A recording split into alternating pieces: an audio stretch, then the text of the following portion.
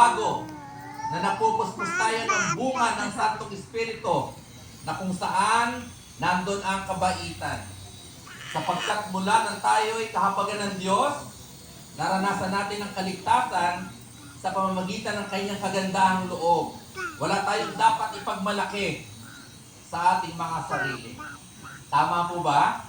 Ang sabi ng Ephesians chapter 2 verse 8 to 10, sapagkat dahil sa kagandahang loob ng Diyos, kayo'y naligtas sa pamamagitan ng pananampalataya. At ang kaligtasang ito'y kaloob ng Diyos at hindi sa pamamagitan ng inyong sarili.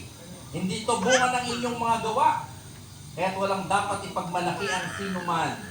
Sapagkat tayo'y nilalang ng Diyos, nilikha sa pamamagitan ni Kristo Jesus, upang iukol natin ang ating buhay sa paggawa ng mabuti.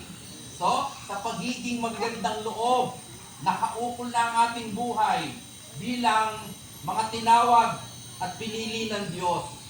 So, mapanatili natin ang kagandahang loob. Yan ang layunin pinili ng Diyos para sa atin nung una pa man. So that God's mercy may remain with us. May kindness also remain in our hearts before God. Tama po ba?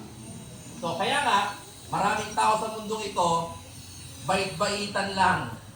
Akala nila, gumagawa sila ng mabuti ay ligtas na. Ang katotohanan, maliban na sila ay kahabagan ng Diyos at magpakumbaba, saka pa lang matututunan ng isang tao ang maging mabait at mabuti na pwede silang kalugdan ng ating Panginoon. Amin po ba? Maganda yung talinghaga ng Panginoong Hesus sa Lucas chapter 18 verses 9 to 14. Sinabi niya ang talinghagang ito sa mga taong matuwid. Ang tingin sa sarili, hinahamak naman ng iba. May dalawang lalaking pumasok sa templo upang manalangin. Ang isa ay Pariseo at ang isa ay maniningil ng buwis.